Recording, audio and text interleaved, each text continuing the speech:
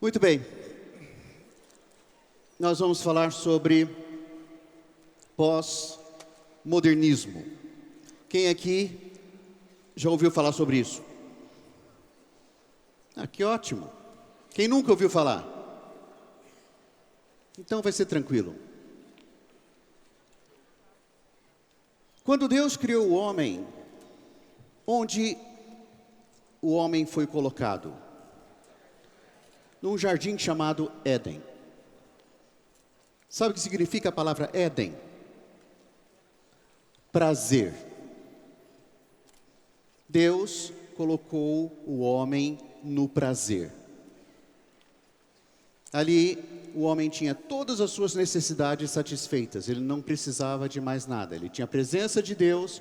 Ele tinha tudo o que ele precisava para viver. Mas o homem pecou, caiu, foi expulso do prazer. Como disse o Davi, ele passou a ter o suor do rosto para ganhar o pão, teve de satisfazer as próprias necessidades, e com isso, ele começou a fazer muitas coisas para continuar a viver. Ele precisava de segurança, ele precisava de alimento, ele precisava de morada, ele precisava de alegria. Então, ele passou a construir uma cultura sem Deus, porque ele tinha perdido a presença de Deus. Isso então deu origem ao mundo. Então o mundo é um sistema que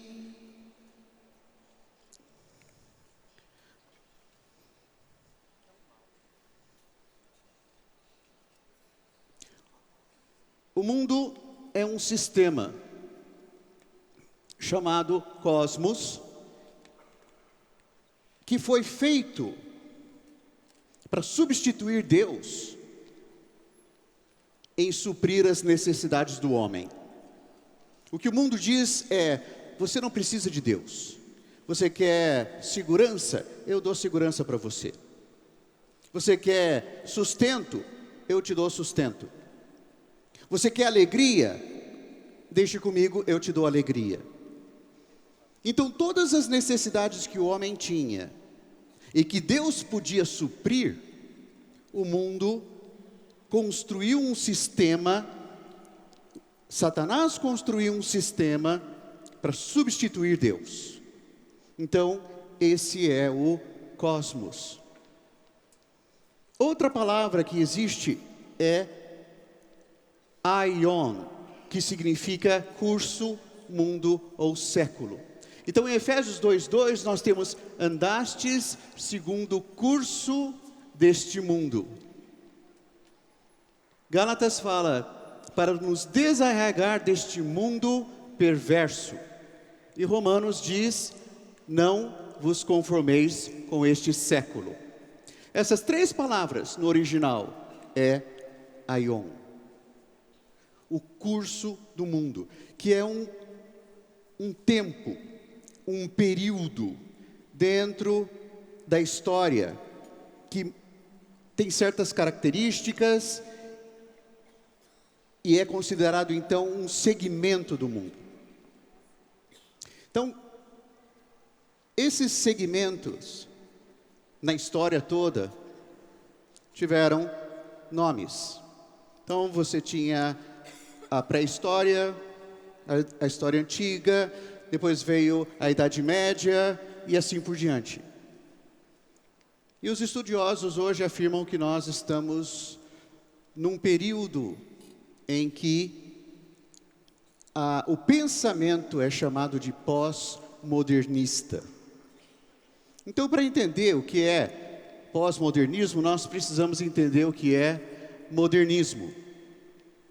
Vamos dar uma olhada aqui entre a diferença entre pré-modernismo e modernismo. Pré-modernismo era a era medieval. Naquela época, o que acontecia é que as pessoas acreditavam no que era sobrenatural. E havia muito misticismo ou fé. Eles tinham bastante influência do catolicismo. Então, toda a sociedade ocidental conhecia a questão do pecado original e se sujeitar à vontade de Deus. E também, eles eram altruístas, ou seja, pensavam nos outros, não tanto em si mesmos. E o modo de governo era o feudalismo. Vocês viram isso em história, espero. A partir do século XVIII veio o iluminismo. Então, em vez do sobrenatural, eles falaram, não vamos dar tanta ênfase no que é sobrenatural, vamos dar ênfase no que é natural. E, em vez de misticismo ou fé, vamos ser mais objetivos. Vamos usar a nossa razão, não a fé, a razão. Vamos raciocinar, vamos pensar.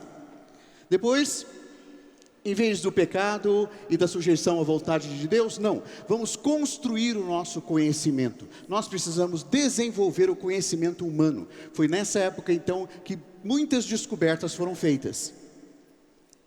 Além disso, em vez de pensar nos outros, vamos pensar em nós mesmos, no indivíduo, o direito dos indivíduos. Não só o direito dos outros, mas o meu direito. Eu tenho direito a isso. E também surgiu o capitalismo, que veio provavelmente dos judeus, tá certo, Lawrence? Muito bem. A visão do iluminismo era o seguinte: a partir da razão, você tem o individualismo e a ciência. No individualismo você tem o liberalismo, liberdade, e tem o capitalismo. Na ciência, a engenharia começou a se tornar muito desenvolvida, e também a medicina. O liberalismo deu origem à liberdade, e o capitalismo, riqueza. A engenharia gerou muitos bens materiais, e a medicina gerou saúde e bem-estar. E essas coisas todas, então, geraram progresso, conforto e felicidade. E aí nós nascemos. Nós nascemos numa era de progresso, de conforto e a busca pela felicidade. Então, tudo que o mundo quer, a partir da razão, é melhorar a ciência, melhorar as coisas, para que nós tenhamos liberdade, riqueza, bens materiais, saúde e bem-estar, e assim tenhamos progresso, conforto e felicidade. Quem precisa de Deus? Se nós temos tudo isso, para que buscar a Deus? E isso tudo a partir da razão, a partir do pensamento humano, do raciocínio, da lógica. Então não é preciso dar muita atenção a Deus. O ser humano pode fazer muitas coisas. Nós podemos chegar até a lua. E fizemos isso. Bom, existe um autor chamado Abraham Maslow, que inventou uma graduação das necessidades humanas, desde as inferiores que são as fisiológicas, até as mais elevadas, como autorrealização. E ele construiu uma pirâmide de várias necessidades. Necessidades físicas, básicas, depois proteção do corpo, do emprego, dos recursos, moral, família, saúde, propriedade. Depois, uma vez que você tem isso, você pode querer outras coisas, como amizade, família, intimidade sexual, que mais? Autoestima, autoconfiança, conquista, respeito dos outros e pelos outros. E lá em cima, você tem várias outras coisas. Moral, criatividade e outras coisas que eu não consigo ler desse ângulo. É isso aí, vocês estão vendo. Então, uma vez que você conseguiu as coisas básicas, você pode ir para o andar de cima. Eu não tinha nem onde morar, não tinha roupa para vestir, não tinha comida para comer. Agora que eu tenho tudo isso, que eu já consegui certas coisas, então eu já posso pensar em coisas mais elevadas, como proteção do corpo, do emprego, recursos, moral, saúde e tudo mais. Agora que eu já consegui isso, então eu posso pensar em outras coisas. Uma vez que as necessidades básicas são construídas, eu começo a pensar em outras coisas. E isso dá margem para outras coisas como infelicidade, frustração, insatisfação, depressão e desânimo. Por quê? Antes, a minha luta era para ter comida. Agora que eu tenho comida, tenho casa, tenho tudo isso que eu consegui com a minha mão, com o meu trabalho, então eu começo a ter necessidades mais abstratas. Se você visitar países do terceiro mundo, não se falam mais países do terceiro mundo, mas países pobres, lá eles não estão preocupados em ter autossatisfação. Eles estão preocupados em ter comida para comer. As necessidades deles são básicas. Nós que vivemos na sociedade ocidental, é que hoje temos preocupação com isso. Eu não sou feliz. Eu não estou muito realizado. Eu estou com depressão. Eu estou com isso e com aquilo. Por quê? Porque a geladeira tem comida, eu estou vestido, eu tenho um iPod, ou um smartphone. Então, quanto mais eu tenho, mais insatisfeito eu fico. Por quê? Porque lá em Adão, eu perdi o prazer. Vocês conseguem entender isso? Adão estava no prazer, mas ele foi expulso do prazer. Então, não importa o que ele faça, ele nunca vai ficar satisfeito. Nunca. A seguir, então vamos, já que a gente comparou o pré-modernismo com o modernismo, vamos ver uma comparação entre o modernismo e o pós-modernismo, que é agora no final do século XX e começo do século XXI. Então, se antes era o naturalismo, agora é o antirrealismo. Não vou entrar nesses detalhes porque não valem muito a pena, mas depois você tem, em vez do naturalismo, o antirrealismo. Depois, em vez de objetivismo, você tem subjetivismo social. Em vez de construir o conhecimento, você constrói a sociedade. Em vez do individualismo, você tem um coletivismo e igualitarismo e outros vários ismos que não vêm ao caso. Por que o homem passou a se preocupar com todas essas coisas abstratas? Porque agora as necessidades concretas ele já atingiu. Então a insatisfação agora não é por comida, não é por roupa, não é por essas coisas. É por necessidades mais abstratas. Ele continua infeliz, mas continua buscando as coisas. Então, Qual é a característica do pós-modernismo? É que não há maneira correta de ler ou de entender a natureza ou um texto. Toda vez que você lê um texto, você pode interpretar de qualquer jeito, até mesmo a Bíblia. Não tem mais a maneira correta. Todas as interpretações são válidas.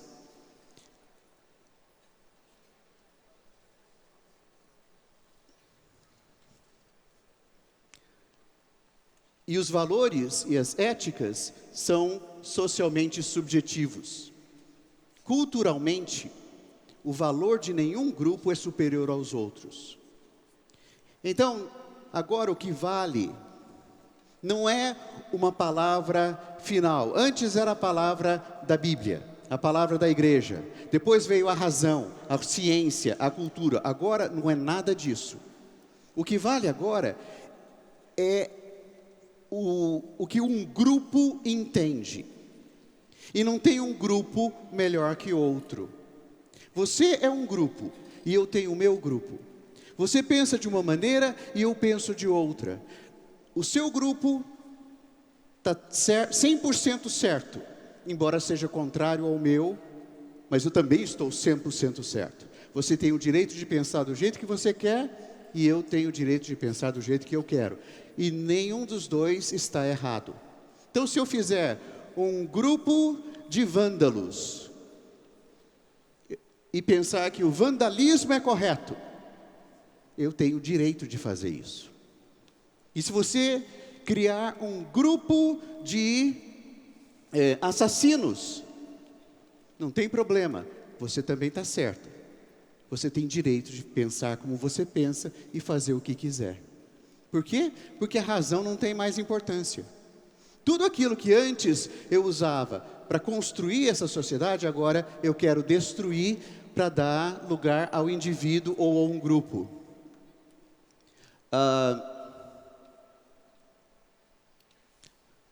Aí vem o direito das minorias. É preciso ser mais sensível ao que os outros pensam, querem e seus estilos de vida. Isso parece bastante lógico. Você precisa pensar e dar valor às minorias e ao que os outros pensam. E aí surgiu então o politicamente correto. O que é o politicamente correto? É uma suposta política que consiste em... Política que consiste em tornar a linguagem neutra em termos de discriminação, evitar que possa ser ofensiva para certas pessoas ou grupos sociais com linguagem e o imaginário racista e sexista. Então, por causa dos demais, eu preciso tomar cuidado com o que eu falo. Isso parece muito lógico, não é? Sim, é lógico.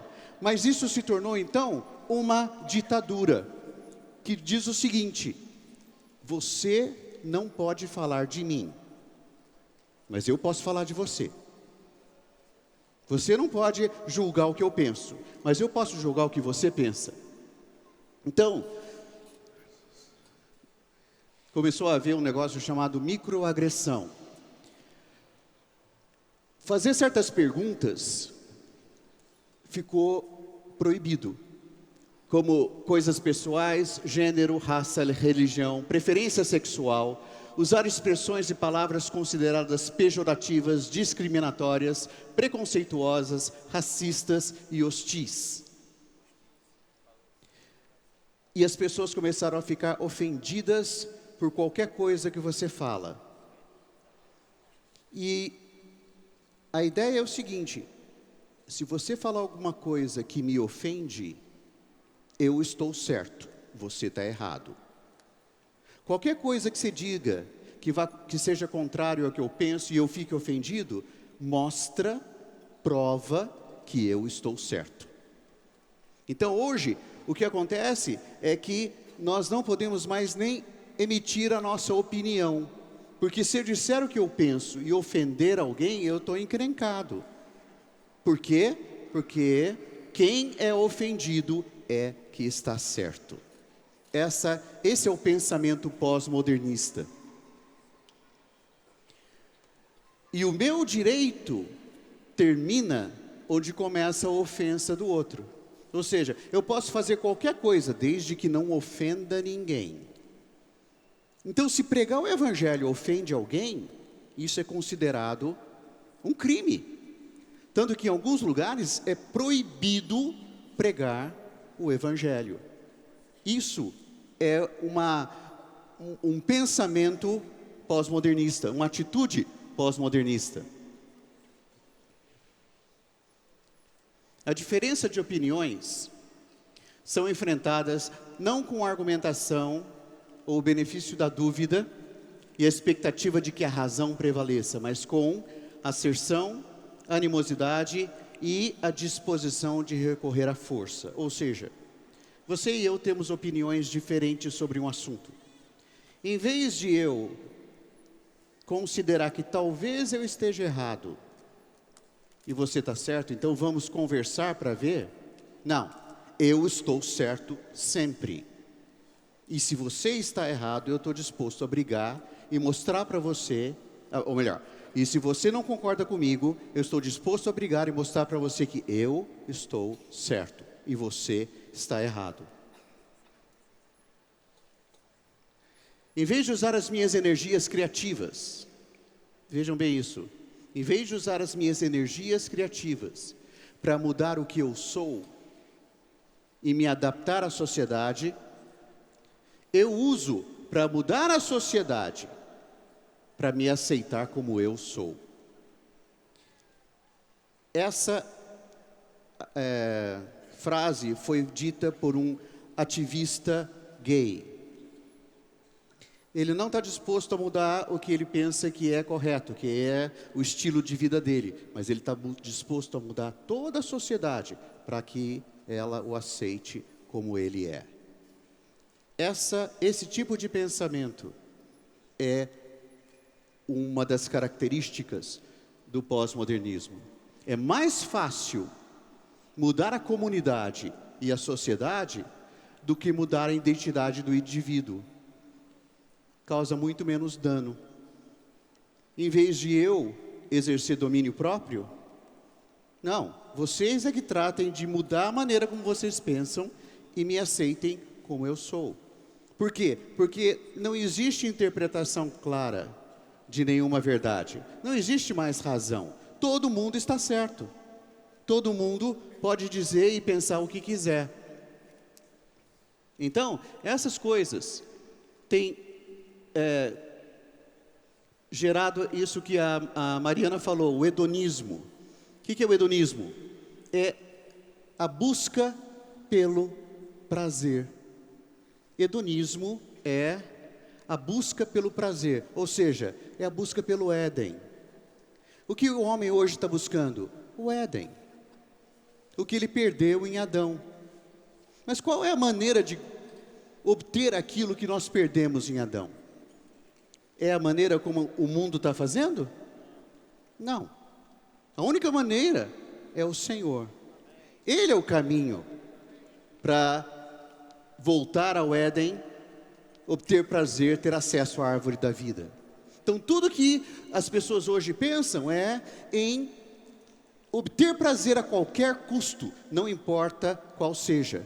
Então, uma das coisas que eles falam é de desconstrução. Precisamos desconstruir o pensamento, desconstruir a sociedade, desconstruir a maneira como as pessoas pensam para obter prazer. Não há o menor sentido em falar em nome de ou contra razão, verdade, conhecimento. Michel Foucault é um dos principais pensadores pós-modernistas.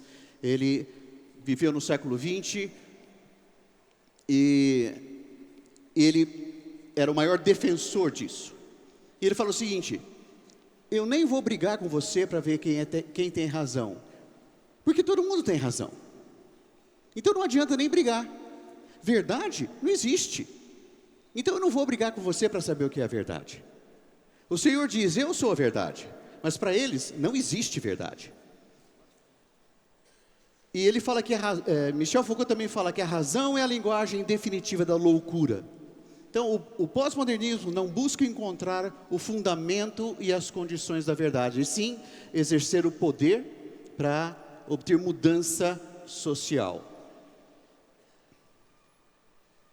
Isso é o que eles buscam, mudança social.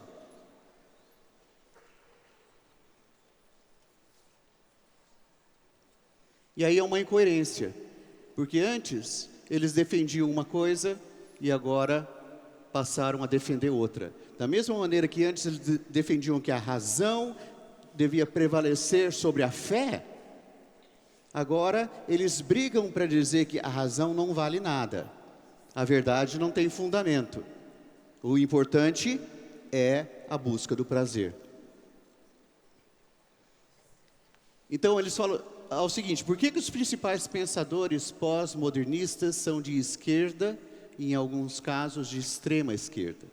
Porque esse argumento proeminente de esquerda, a mesma esquerda que tradicionalmente defendia sua posição em bases modernistas de razão, ciência, justiça para todos e otimismo, agora propaga termos contrários à razão, contrários à ciência, temas de que no amor e na guerra vale tudo, e temas de cinismo. E o que eles dizem? Novo milênio, nova cultura. Segundo os pós-modernistas, a sociedade do século XXI deve se livrar. Isso é importante que a gente saiba, irmãos. A sociedade do século XXI deve se livrar da cultura judaico-cristã, ou seja, da Bíblia. Nessa sociedade que nós vivemos hoje, não pode mais haver a Bíblia. Não há lugar para a Bíblia. É uma coisa retrógrada, atrasada, cheia de racismo, cheia de ódio. E isso precisa ser eliminado do meio da humanidade. E deve haver tolerância, só que tolerância para eles é aceitação. Você não deve apenas tolerar, você deve aceitar e até mesmo promover. Você tolera alguma coisa indesejável, mas para eles tolerância é aceitar. Se eu tenho uma dor de cabeça, eu posso tolerar essa dor de cabeça, mas eu não aceito essa dor de cabeça. Então eu tomo providências para que ela vá embora. Quando eles falam de tolerância, eles não estão falando apenas de tolerar, e sim de aceitar. E houve uma redefinição do amor. Amor é ausência de conflito e de confronto. E todas as formas de amor são válidas. Então isso nos lembra o que Paulo falou em 2 Timóteo 3.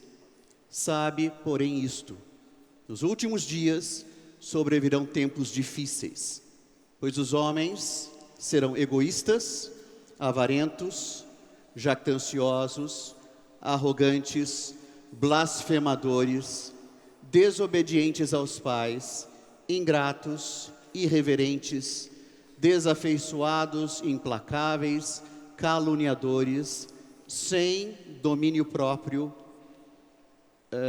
sem domínio de si, cruéis, inimigos do bem, traidores, atrevidos e enfatuados, mais amigos dos prazeres que amigos de Deus, tendo forma de piedade, negando-lhe, entretanto, poder. Foge também destes. Paulo escreveu isso há quase 2000 anos, mas descreve muito bem a sociedade que nós vivemos hoje. Ontem à tarde, na palestra ontem cedo, na palestra dos universitários, Marinoni falou uma coisa que me impressionou bastante. Todo historiador, todo pesquisador, todo filósofo só tem conhecimento do que aconteceu antes até aqui. Daqui para frente eles não sabem nada. Mas nós que conhecemos a palavra, irmãos, sabemos o que virá. E nós precisamos nos apegar a isso. e nos valorizar por isso. Não se despreze. Você que está na faculdade, você que se encontra com outras pessoas que pensam dessa maneira, não seja intimidado por isso, porque eles só sabem o que aconteceu até aqui. Mas nós temos revelação do que vai acontecer daqui para frente. Paulo descreveu a sociedade do século 21, 2000 anos atrás, pela revelação do Espírito. Hoje, nós temos o Espírito. E o Espírito pode nos dar revelação. Então nós não vamos nos conduzir pelo que o mundo dita e pelo que a sociedade pensa. A nossa base é a palavra. A nossa identidade é de filhos de Deus. E a maneira como as pessoas pensam não deve ser a nossa maneira de pensar. Nós precisamos ter a mente de Cristo. É isso aí.